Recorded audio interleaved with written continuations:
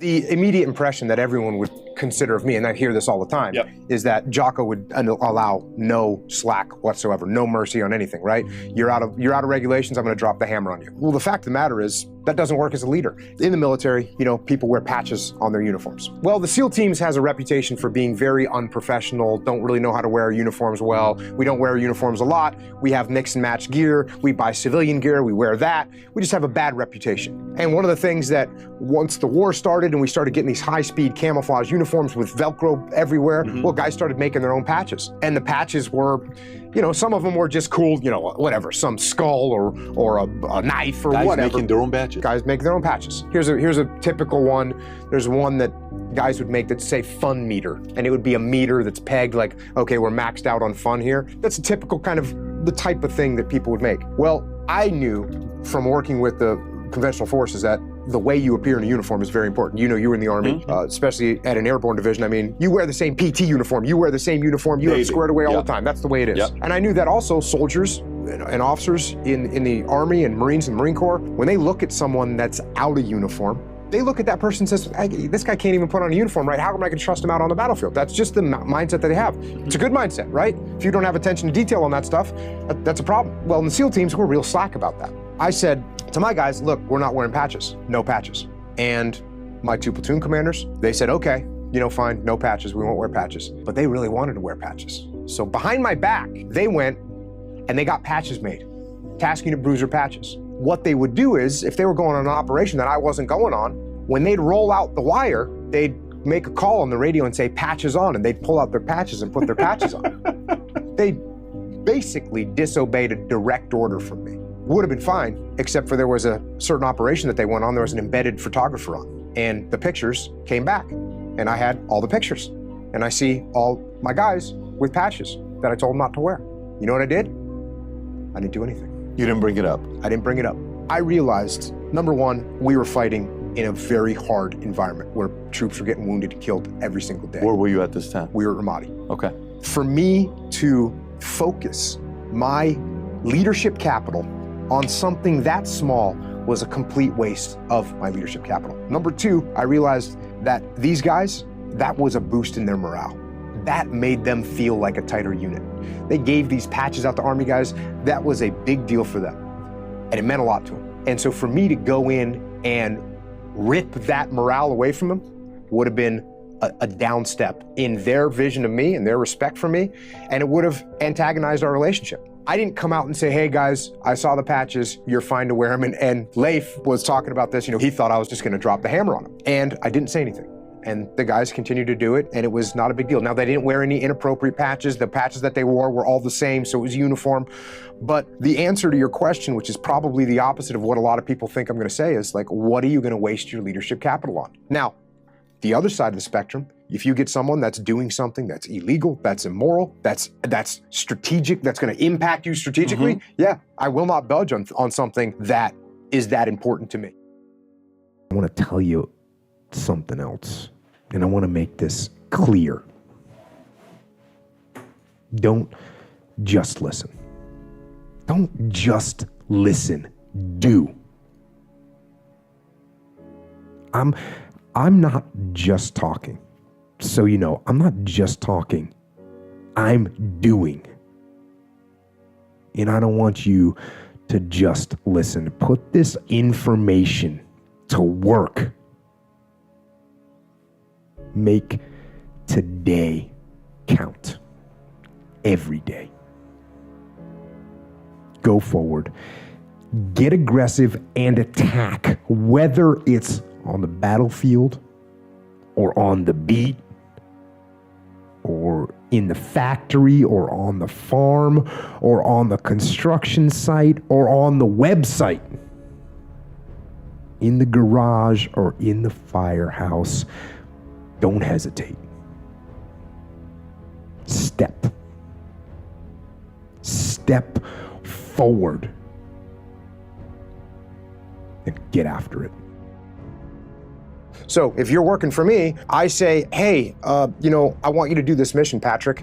Come up with a plan. I'm showing you that I trust what your plan's gonna be. Now, I'm gonna I'm going to make sure that your plan is good. I'm going to review it, but I'm going to give you a lot of autonomy. I'm going to give you trust. And when I give you trust, well, what's your reaction? You think to yourself, this guy trusts me. Yep. And then the way I build trust in reverse is when you make a mistake, instead of me jumping down your throat and hanging you out to dry, instead I say, okay, you know what? My fault, I should have given you better direction. Here's what we're gonna do next time. So now you look at me and you go, hey, I screwed this thing up and Jocko still trusts me. I trust him. And that's how I build trust. I give it. You give it. I give trust to build trust. If I'm really putting an effort, but my plan maybe not the best plan, you're still gonna give me second chances to work on it and get better at it? I will micromanage you more. I can't trust you as much. We do a business deal or we're in business. I don't send you out with the biggest client I've got when I just met you and say, hey, I trust you. No, I give you a little client and I say, hey, go make this happen. And you come back and you say, hey, look, I did it. And I say, great. And you trust me a little bit more. Or maybe you screw that one up. And I say, okay, let me review. What'd you do? What mistakes got made? And you say, oh, well, I did this. And okay, we correct that. But I don't come down hard on you because I'm trying to build a relationship with you. Mm-hmm. If I come down hard on you, do you even want to work for me? Do you even want to be, if I come down, this is pathetic, you screwed this up, this is your fault, you're looking for another job. Come on. Right. Whereas if I say, okay, let's look at what we can do better, then I'm building the trust. But you might be very trustworthy for many years, and then all of a sudden you go out and you do something underhanded with a client, you try and rip them off or rip me off. Yeah, I mean, you're not gonna have trust from me anymore. I need a mission.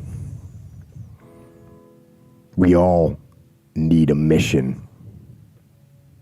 That's what life should be, is a mission. That's what gives your life purpose and focus and drive and ultimately satisfaction. Now, that mission can be the job you work at. It can be providing for your family, or it can be getting better at jiu-jitsu, or stronger at Olympic lifting, or starting a business that you want to grow and build and take over the world. And sometimes people ask me what to do if they don't know what their mission is or what their mission should be. And I tell them, if they're in that situation, to go help someone. Go help someone else. Make that your mission. Because that will make you better. And it'll make the world better.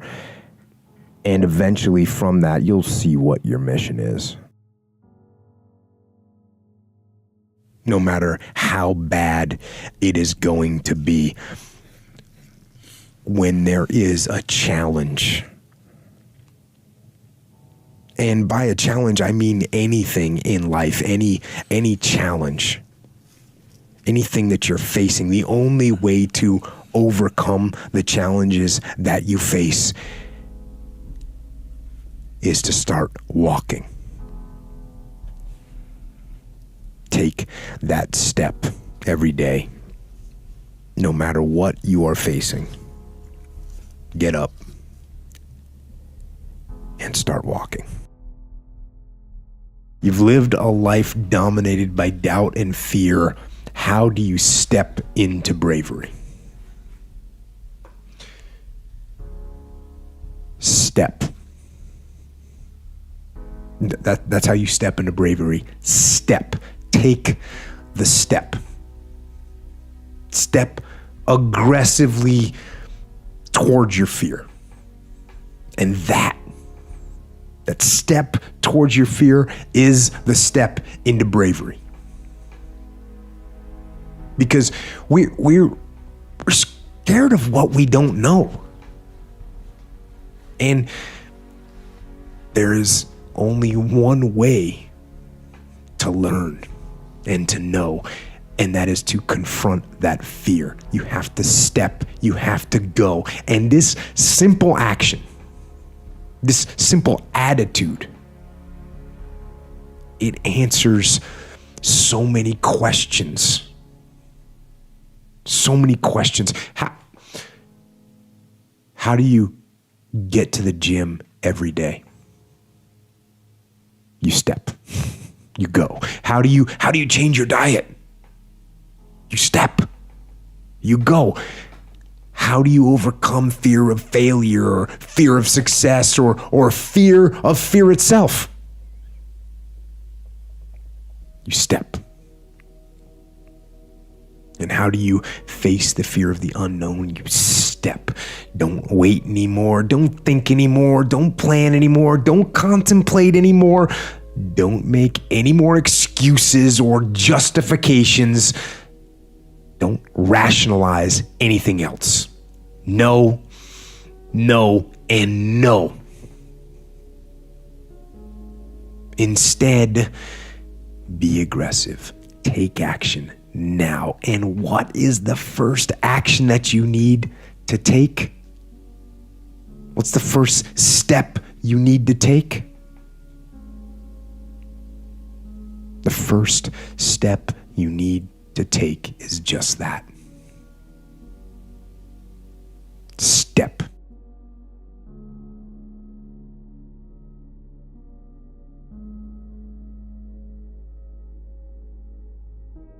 When I was a little tiny kid, 5, 6, the only thing I could remember was wanting to be some kind of commando. You knew that from that point? From birth, basically. Now, was it because pops or an uncle or grandpa was in the military? No, my grandfather was in the Army, and he was retired from the Army, but that wasn't really it. I just instinctively was putting camouflage on my face and carrying around sticks and carving them to look like machine guns when I was a little kid.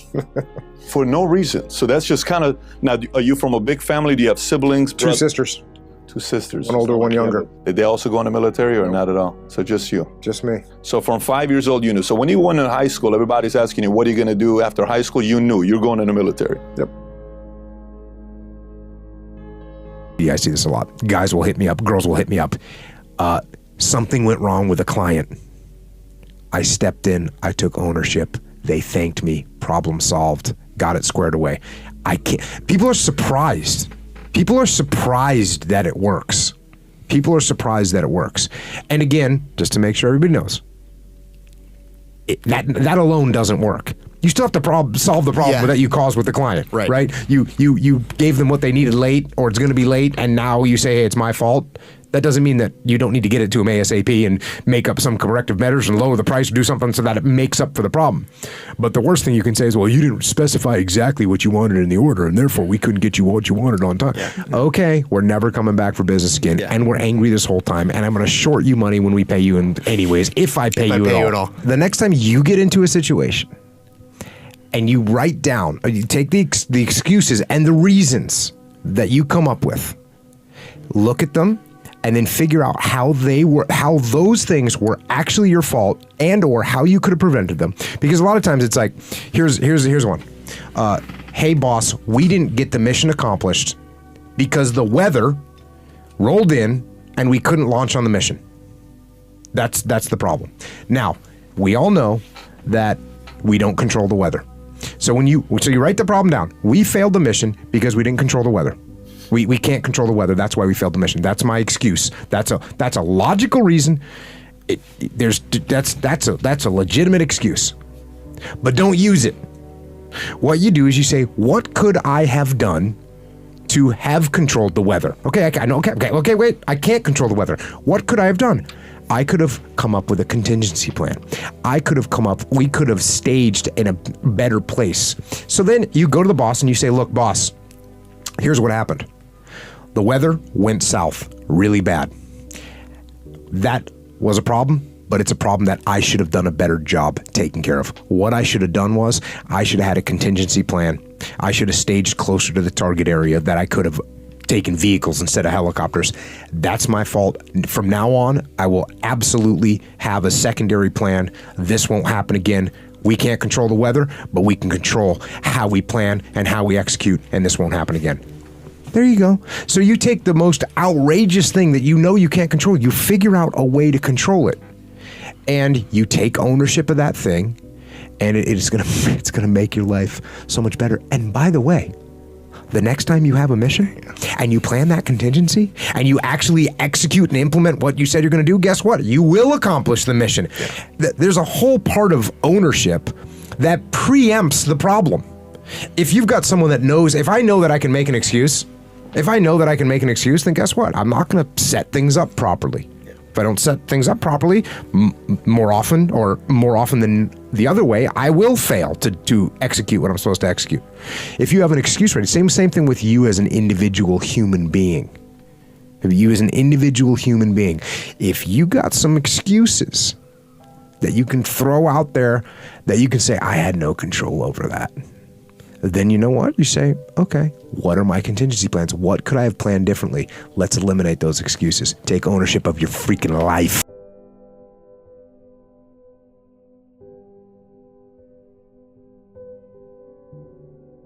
It's not easy to identify the enemy in combat, in war. So what you have to do is you have to control what you can control. Right? You got to be prepared. You've got to train. You've got to study. You've got to rehearse. You've got to remain vigilant. You've got to maintain discipline in everything you do so that when the enemy does reveal itself, you have the ability to outthink it, to outmaneuver, to outfight the enemy. And it's actually the same thing in business. Right? The enemy can be hard to identify. Your competitors aren't broadcasting their next move. You don't know what the market's going to do. You can't be certain about the next trend or the next downturn or the next bubble that's going to burst. You can't know those things. So you have to do the same thing. You have to control what you can control, which is you. You got to gather intelligence. You got to analyze the metrics that you can track. You got to train yourself and your team to be prepared for both the known and also be prepared for the unknown. Figure out what the likely contingencies are and have some plans to execute if those contingencies occur. Maintain discipline as an organization so that you have the flexibility and the responsiveness to maneuver effectively and efficiently when the unpredictable actually happens. So instead of suffering and falling apart in the chaos, you can take advantage of it and win. And that's business, and life is the same. The enemy is not always clear in life. It can be hard to tell who's going to try and bring you down, or what is going to bring you down. There's distractions. There are things out there that will do you harm that are so camouflaged you can't see them at all. There are deceitful people. There are accidents that can occur and diseases that take root, and there's bad luck, and there's Murphy's Law, and there's times when it seems that the whole world is against you. The whole world is the enemy. And the same rules apply. Control what you can control. You train hard, learn, maintain the unmitigated daily discipline in all things. I was getting interviewed the other day, some interview, and the guy said something about like, it's impressive how quickly you've built your brand. Right. And I looked at him and I said, I'm not a brand. I'm a person. I'm a person. What I'm doing is not what I'm doing so that I can leverage people. What I do is just me, and I'm just a person. So if you asked me if I would wear a rainbow t-shirt, I wouldn't. No, I've asked you to wear lots of stuff and you haven't. And if you asked me, but that's not because of I'm trying to be something. It's because that's who I am. Right. And I had one of my bros who I hadn't seen in a while, and we met at a little place we go to in San Diego, and I hadn't seen him in a year and a half. And he comes walking in and he sees me, and I'm wearing the same thing that I always wear, a pair of jeans, a Victory black t-shirt. And he walks in and he sees, and it was wintertime and I was wearing a flannel, like a whatever, like a New England flannel. Yeah, like a New England, but like cheap, whatever flannel with the quilt inside of it. Yeah. And he sees me, and like when he sees me, and this is kind of, after the books and the podcast, and he's another SEAL, so he's suspect. And he sees me and I see his face, and his face like gets happy when he sees me. And he comes over and like does like a bro hug. And he says, "Bro, you're exactly the same." And I was like, "Yeah, man." And he goes, "I knew it." And like that to me was the best compliment I'll ever get, is like, okay, no matter what happens, I'm not a brand. I'm not doing anything for, any other reason other than it's just me. And that's just what I'm doing. And if people are cool with it, man, that's awesome. I'm stoked.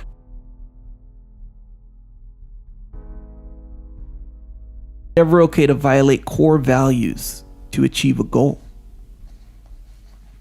Okay. So first of all, really obvious, your values and your goals should be aligned. They should not be adversarial. They shouldn't be counter to each other.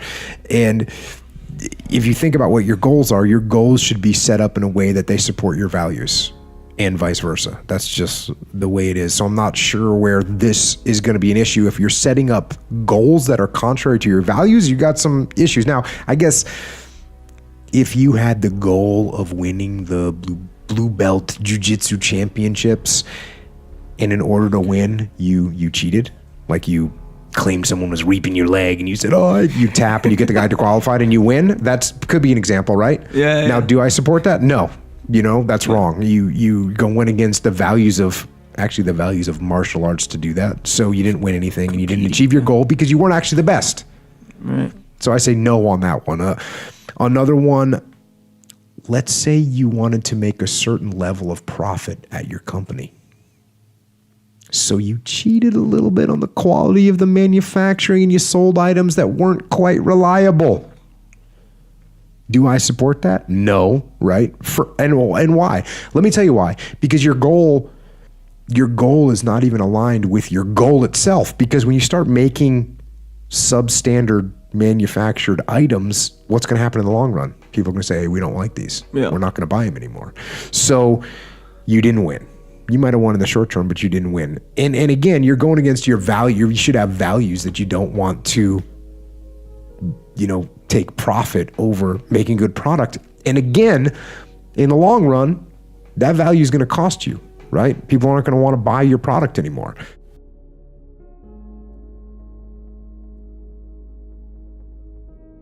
Can't. This is an expression that is vilified in our minds beginning at a young age. Every time a young child announces this decision, they are corrected. The first adult that hears it asks them whether or not they have even tried. Generally, this confrontation will result in the child giving their task another attempt until their attention span moves on to something else. The adult will see this and chuckle to themselves with knowledge that this is just a child who is yet to learn the art and virtue of perseverance.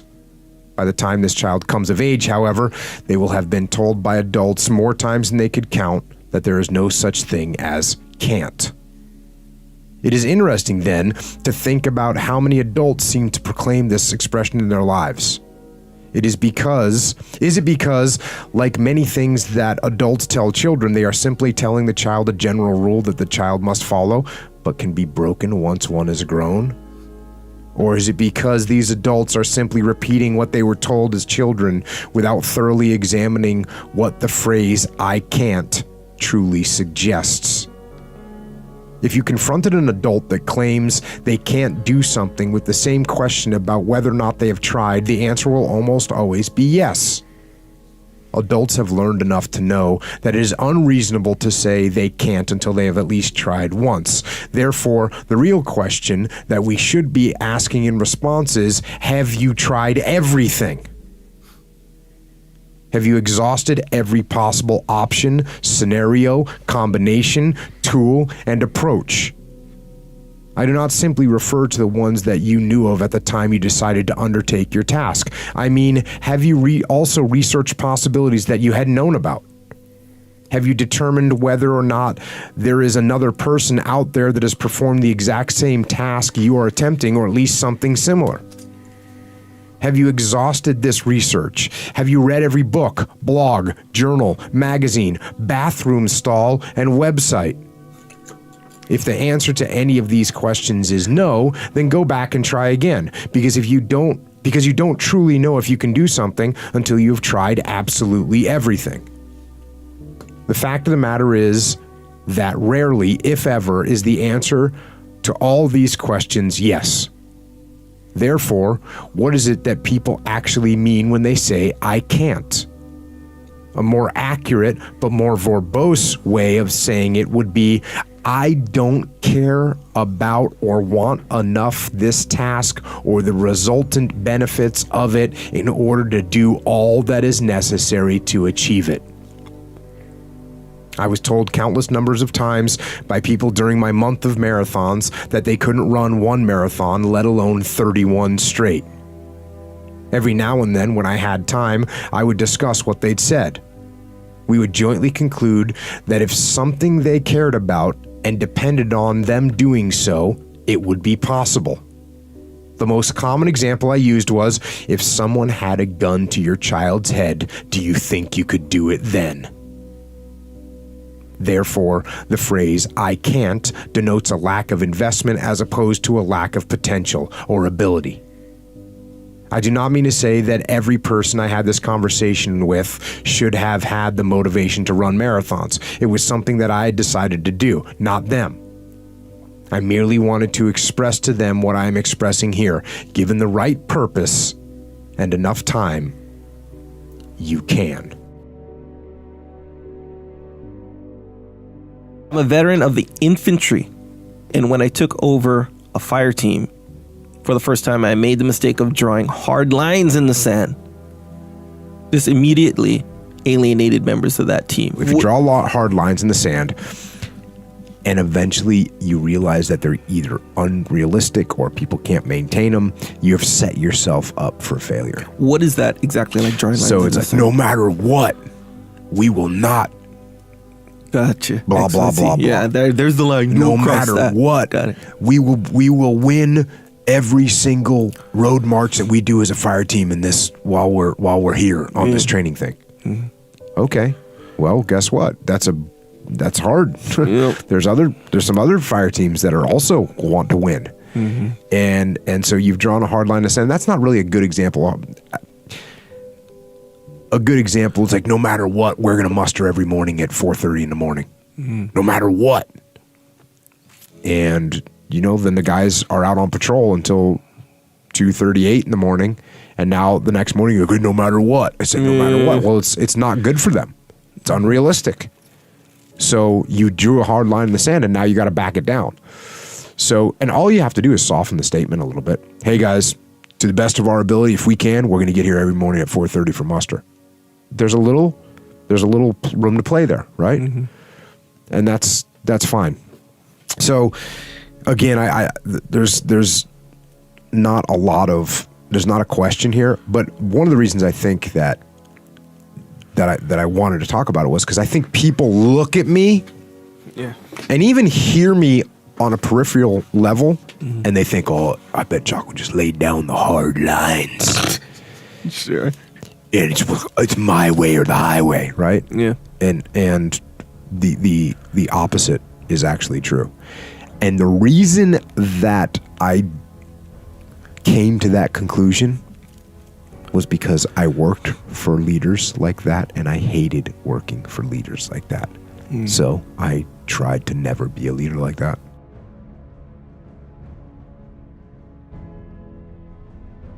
Everyone that's out there grinding, working, driving trucks, pouring concrete, hammering on a project, building bridges or building software, sewing some garments or sowing a field.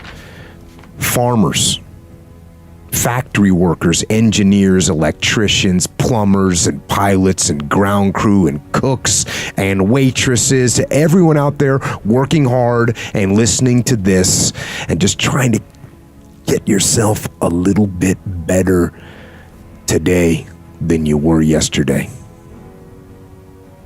Thanks for listening. And as you meet struggles, and as you struggle to stay on the path, first of all, remember, you don't have to fight alone. Reach out to your comrades in arms. Call for fire support when you need it. We win wars because we stick together, and when we stick together, we can overcome any enemy. And the struggles that you face when they do try to flank you, do what Jody did. Do what a soldier does. Turn into the ambush. Turn toward the enemy fire and attack. I say this to people all the time. Most important here is, it isn't me. It's you. And sure, you may have grabbed some little foothold from the podcast or from one of the books, but it isn't me that changes you. It's you. You set the small goals. You achieve those goals. Then set some more and achieve those, and set some more goals, maybe a little bit bigger, but not that much bigger. Just start. Start small. Start with changing tomorrow morning, just tomorrow morning. Get that squared away. And then move on to the next day and the next, and move your life to a better place. One little step. One little victory at a time. How do self-awareness, self-assessment, and self-improvement begin? And how do they continue over time? Try to imagine the way other people see you and what other people are thinking of you. And one place where this happens, and it definitely happened to me, is when I started getting put in charge of things. I started thinking about other people's perspectives. What are they seeing? If you're in charge, then what do your subordinates see you do? What do your subordinates hear you say?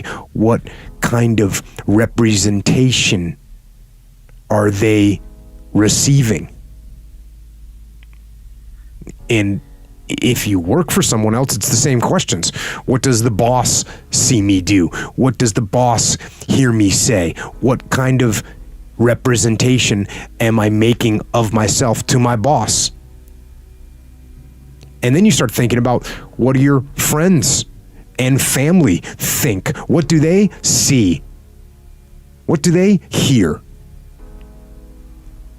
And so the question becomes, how well do you represent yourself? What shortfalls do you have? Now, when you first start looking, it's like you're looking at an overgrown lawn.